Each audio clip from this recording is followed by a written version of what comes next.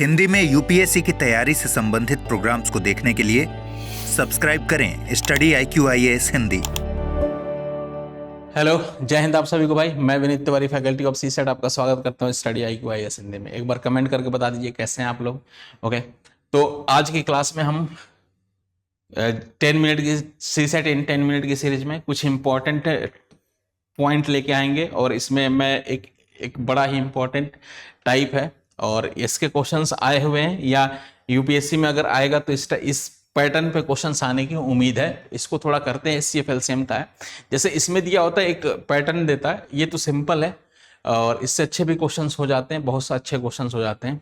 Okay, तो अब इसमें एक कह रहा है क्वेश्चन में कि दो संख्याएं होती हैं। ओके, उनका मासा और लसा की बात होती है SCF LCM की, और उसमें से एक संख्या दे दिया होता है, पूछता कि दूसरी संख्या ज्ञात करें। ओके, तो इसके लिए एक स्टैंडर्ड फॉर्मूला है, मैं बता दूं कि पहली संख्या गुणे दूसरी संख्या होती है। मतलब दो संख्या है ना, दोनों संख्याओं का गुणा करें। इससे हम पहली संख्या दूसरी संख्या, कोई दोनों संख्या का मल्टीप्लीकेशन होता है, उनका SCF और उन्हीं संख्याओं के LCM के मल्टीप्लीकेशन के बराबर होता है। तो ये हमारा आता है, ठीक है।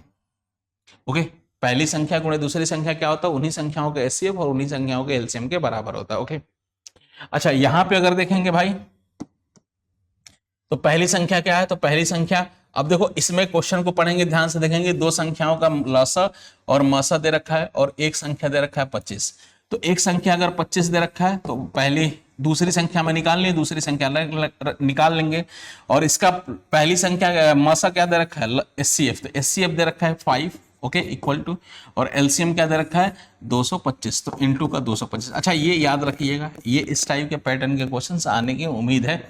स्टेटमेंट बेस्ड क्वेश्चन में इतना सिंपल नहीं, लेकिन स्टेटमेंट बेस्ड क्वेश्चन में जरूर पूछा जा सकता है और इस पैटर्न को जरूर रिवाइज कर सकता है। बस आपको क्या करना है, इसको डिवाइड करना है, 5 से कैंसिल करेंगे, 5 से 5 बार 25, फिर 5 से वापस इसको कैंसिल करेंगे 5 4 बार और ये 5 बार आ गया, तो सेकेंड नंबर हो गया हमारा 45 हो गया। अब कुछ लोगों को लग रहा होगा कि सर इतना सिंपल कैसे पूछेगा। ओके, तो ये एक बेसिक क्वेश्चन है। अब इसी पे आधारित हम आगे बढ़ते हैं थोड़ा सा ट्विस्ट के साथ। जैसे ये क्वेश्चन दे रखा है, कह रहा है कि दो संख्याओं का अनुपात दे रखा है 3:4। ओके, और उनका लसा दे रखा है लघुत्तम समापवर्तक, ठीक है, LCM 120। कह रहा उन संख्याओं का योग ज्ञात करें। अब संख्याओं का योग तब निकाल पाएंगे कि जब हम उन संख्याएं हमें पता हो, संख्याएं पता कर लेंगे तो योग भी बता लेंगे, उनका अंतर भी बता लेंगे, सब कुछ बता लेंगे। अच्छा, अब इस केस में दे रखा है रेशियो दे रखा है। अच्छा, इस क्वेश्चन को करने के लिए मैं आपको एक एग्जांपल से इसको देख कराता हूं। मान लो दो नंबर में लेता हूं 24 और 30 लेता हूं, ठीक है। इनका अगर मैं रेशियो निकालने लगू 24 और 30, रेशियो ऐसे निकालते ना, 24/30 हो गया, तो इसको मैं लिखूंगा 4 गुणे 6, इसको मैं लिखूंगा 5 गुणे 6। अच्छा, 6 एक कॉमन टर्म है, 6 एक कॉमन टर्म है, ये और ये आपस में कैंसिल हो गया, ठीक है, हो गया, तो मतलब 4/5, इसी को मैं बोल सकता हूँ 4:5। ओके, अच्छा एक बात ध्यान रखिए कि दोनों संख्याओं का हमेशा जब भी SCF निकालते हैं तो हम जब भी उनका रेशियो अनुपात निकालते हैं तो हमेशा SCF 6 क्या था, इनका SCF ही अगर निकालेंगे, इनका डिफरेंस कितना होगा 6 से दोनों डिवाइड हो रहे हैं, इसका मतलब यही SCF है। तो दो संख्याओं का SCF हमेशा, रेशियो निकालेंगे तो हमेशा SCF कैंसिल होता, हमेशा SCF। दो संख्याओं, तीन संख्याओं, चार संख्याएं, कितनी भी संख्याएं, अगर उनका अनुपात निकाल लेना, जो नंबर कटता है सब में कॉमन होता है, वही SCF ही हमेशा कैंसिल होता है। ओके, तो कुल मिला के 6 और 6 इनका SCF था, मतलब 24 और 30 का SCF 6 था, 6 कैंसिल हो गया, बचा 4-5, यही अनुपात हो गया। अब इसको थोड़ा अलग तरीके से भी देख सकते हैं। मान लो दो संख्याओं का मैं दे दूं अनुपात 4-5 है, उसके बाद से मैं बोल दूं कि इनका SCF आपके वो पता है कि इसका SCF 6 है, मैं दे दूं 6 है। मैं क्या बोल रहा हूं, मैं बोलूं कि दो संख्याओं का अनुपात दे दूं 4-5 दे दूं और उनका SCF दे दूं 6 हो गया। तो मैं पूछूं कितनी संख्याएं पॉसिबल होंगी, तो आप कैसे करोगे, तो आपको पता है कि SCF निकालते समय हमेशा रेशियो निकालते समय हमेशा SCF कैंसिल होता है। तो अगर वापस आप SCF से मल्टीप्लाई कर देंगे, इनका रेशियो था 4 और 5, निकालते समय जो SCF रहा होगा कैंसिल हो गया। अगर मैं वापस SCF को मल्टीप्लाई कर दूं तो वो नंबर नहीं आ जाएंगे, 4 गुणे 6 24 हो गया और 5 गुणे 6 30 हो गया। मतलब वापस अगर उसको मल्टीप्लाई करेंगे 30 और 24, 24 और 30 हमारा आ जाएगा, वापस आ जाएगा। समझ पा रहे हैं आप? ओके, तो ये बात ध्यान रखिए।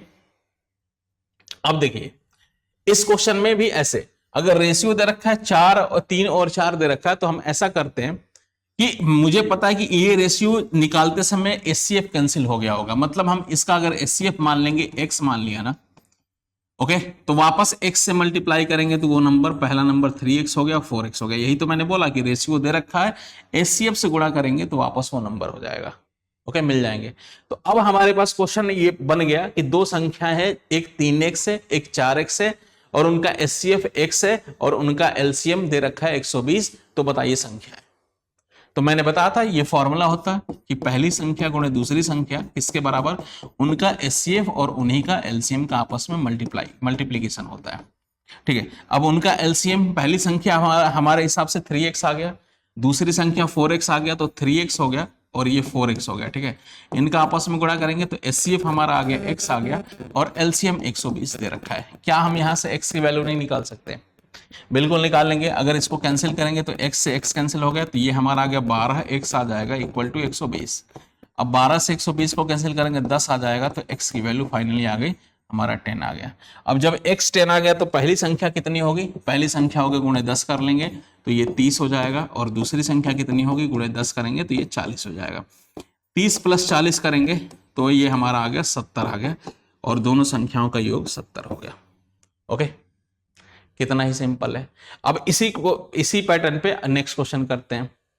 अब ये भी देखिए, सेम उसी का है, उसी पैटर्न का, अलग चेंज होता रहेगा। कह रहा है कि दो संख्याओं का लसा और मसा दे रखा है, लसा दे रखा है, मसा का 12 गुना है, ओके। और उसके बाद से कह रहा है कि उसका लसा है, एलसीएम है, एचसीएफ का योग, दोनों का योग दे रखा है 403 दे रखा है। कह रहा है उसमें से एक संख्या 93 है, तो दूसरी संख्या क्या होगी। तो जब एक दो संख्याओं की बात करें, उनके एचसीएफ और उनके एलसीएम की बात करें, तो हमेशा आपके दिमाग में होना चाहिए यही पैटर्न बनेगा। कौन सा पैटर्न बनेगा, पहली संख्या गुणे दूसरी संख्या और उन्हीं संख्याओं का एचसीएफ और उन्हीं संख्याओं का एलसीएम मल्टीप्लीकेशन, ठीक है, ये रहेगा। अब ये कैसे पहली संख्या दूसरी संख्या आएगी, एक संख्या तो दे दी 93 रख सकते हैं, दूसरी पूछा है, मतलब इधर का तो पूरा हो गया। अब एचसीएफ एलसीएम की बात कर रहा है, वो कहां से आएगा, तो उसके लिए ये रिलेशन दे रखा है, बोला कि दो संख्याओं का लसा और मसा ये दे रखा है। तो इसमें दे रखा है जो एचसीएफ है ना और जो एलसीएम है, उसमें रिलेशन दे रखा है। क्या दे रखा है कि अगर मान लो एलसीएम अगर 1 है तो ये इसका 12 गुना है, अगर मान लो ये 2 है तो इसका 12 गुना 24 होगा, 3 है तो इसका 12 गुना 36 होगा। यही तो बोला कि जो लसा है, जो एलसीएम है, एचसीएफ का 12 गुना है, मतलब जितना भी ये है ना इसका 12 गुना है। तो मान लो अगर ये x मान लेंगे तो इसका 12 गुना 12x हो गया, समझ पा रहे हो आप, हो गया कि नहीं। ये x मान लेंगे तो इसका 12 गुना 12x हो गया, और ये रेशियो के फॉर्म में है, तो रेशियो मतलब एचसीएफ जो होगा वो कैंसिल हो गया, मतलब x एचसीएफ है तो x और ये 12x हो गया। अब इसके बाद से रिलेशन क्या दे रखा है, कह रहा है कि मसा तथा लसा का योग, मतलब इन दोनों का जोड़ दे रखा है, और वो किसके बराबर दे रखा है, 403 के बराबर। तो क्या मैं ऐसा कह सकता हूं कि x प्लस का 12x किसके बराबर हो गया, 403 के बराबर आ गया, ठीक है। तो 13x की वैल्यू हो गई 403, तो यहां से हम निकाल सकते हैं x की वैल्यू हो गई 403 बटे 13, 13 39, 3 बार हो गया, 13 39, 13 कम में 1 हो गया, 31 आ गया, ठीक है, 31 आ गया। जब 31 आ गया तो अब यहां से कैसे करेंगे, तो देखिए अब हमारा 31x की वैल्यू आ गई, तो एचसीएफ कितना आ गया मेरे भाई, तो 31 आ गया, और ये हमारा एलसीएम कितना आ गया, तो 12 गुणे 31 आ गया। मल्टीप्लाई मत करिए, रहने दीजिए, आगे जरूरत पड़ेगी, कैंसिल हो गया। अब यहाँ पे दे रखा है पहली संख्या 93 है, दूसरी संख्या पूछा है, तो दूसरी संख्या हो गया किसके बराबर, एचसीएफ हमारा आ गया, एचसीएफ 31 है, और एलसीएम कितना आ गया, तो ये एलसीएम हमारा 12 गुणे 31 है, तो 11 इंटू 31 आ गया। अब इसको सॉल्व करेंगे लाल, तो करिए, इससे इसको डिवाइड करेंगे 3 आ गया, और 3 से 12 को डिवाइड करेंगे तो 4 आ गया। तो फाइनली सेकंड नंबर कितना हो गया, तो 4 गुणे 31, कितना मल्टीप्लाई, 4 में 4, 4 3 12 आ गया, तो 124 हमारा आंसर आ गया, ओके, 124 आंसर आ गया। नेक्स्ट क्वेश्चन देखते हैं। ये ऑप्शन से भी हो सकता है ये क्वेश्चन। अगर इसकी बात करेंगे, दो संख्याओं का लसा मसा का गुणनफल दे रखा है ये, तो उसमें से कह रहा है उन संख्याओं के बीच का अंतर। अब बताइए, अगर यही होगा कि पहली संख्या गुणे दूसरी संख्या हो गया किसके बराबर, उन्हीं का एचसीएफ और उन्हीं का एलसीएम हो गया, ठीक है, ये हो गया। अब देखिए यहाँ पहली संख्या गुणे दूसरी संख्या कैसे करेंगे जरा देखिए। तो पहली संख्या गुणे दूसरी संख्या, अब देखो ये नहीं पता, लेकिन यहाँ बोला है कि लसा तथा मसा का गुणनफल 24 है।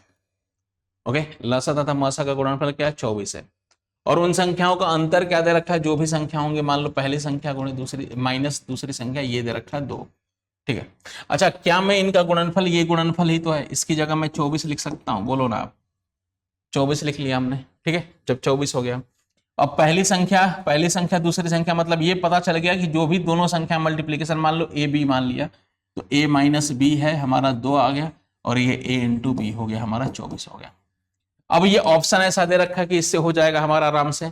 तो देखेंगे दो संख्याओं का अंतर दो अंतर के साथ सारे दे रखा है, लेकिन ये भी तो है कि उनका गुणनफल 24 होना चाहिए। तो 24 गुणनफल के लिए कौन सा हो गया? तो 6-4 हो गया, 6-4 आ गया। अच्छा, इस पैटर्न के क्वेश्चंस और भी करेंगे अपकमिंग क्लास में एचसीएफ एलसीएम का 10 मिनट की सीरीज में। इसका अगला पार्ट हम लेके आएंगे, जिसमें देखो रेंज दे दिया जाता है, ये थोड़ा अच्छा होता है। रेंज दे दिया जाता है, इसमें कैसे निकालना है कि संख्या कौन सी होगी, या इसमें इस टाइप के क्वेश्चंस होते हैं। ओके, उनका योग वाला, तो इसके लिए हम नेक्स्ट सीरीज में लेके आएंगे। फिलहाल मैं एक क्वेश्चन देता हूं होमवर्क के लिए। मैं कहता हूं कि दो संख्याओं का एचसीएफ दे दूं, मैं एचसीएफ दे दूं 7 और एलसीएम में दे दूं 105। ओके, मैं बोल दूं आपसे 105 एलसीएम आ गया, और जब 105 एलसीएम आ गया तो मैं इसमें से आपको मैं देता हूं कि दोनों संख्याओं का योग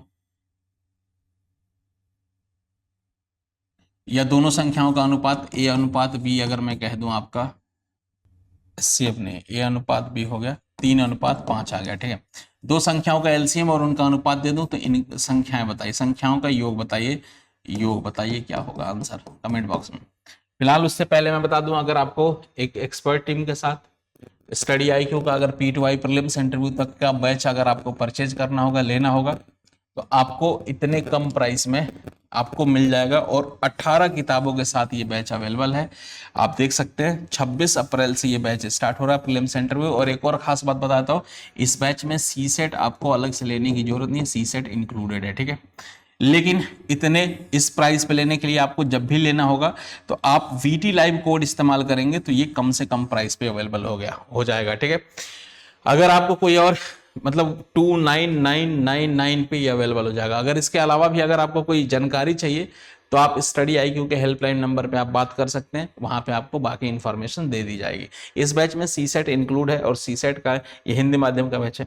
अगर अलग से आपको सीसेट का अगर पढ़ना होगा हमसे, तो सीसेट का बैच अलग से भी है। आप जाएंगे एप्लीकेशन पे तो आपको ये भी बैच दिख जाएगा। ओके, सीसेट 60 दिनों का बैच, मार्च बैच है। ओके, VT लाइव कोड इस्तेमाल करेंगे तो ये भी आपको मिल जाएगा। ये बैच कितने डिस्काउंटेड प्राइस में 3999 पे मिल जाएगा। ओके, तो आप दोनों बैच ज्वाइन कर सकते हैं। बाकी अगर कोई और जरूरी बात होगी, इंफॉर्मेशन होगी, तो आप मेरे को यहाँ मेल कर सकते हैं। ओके, पूछ सकते हैं, और ये मेरा टेलीग्राम चैनल है, इससे ज्वाइन कर सकते हैं। अभी के लिए जय हिंद, जय भारत, मिलते हैं किसी और क्लास में। हिंदी में यूपीएससी की तैयारी से संबंधित प्रोग्राम्स को देखने के लिए सब्सक्राइब करें स्टडी IQ IAS हिंदी।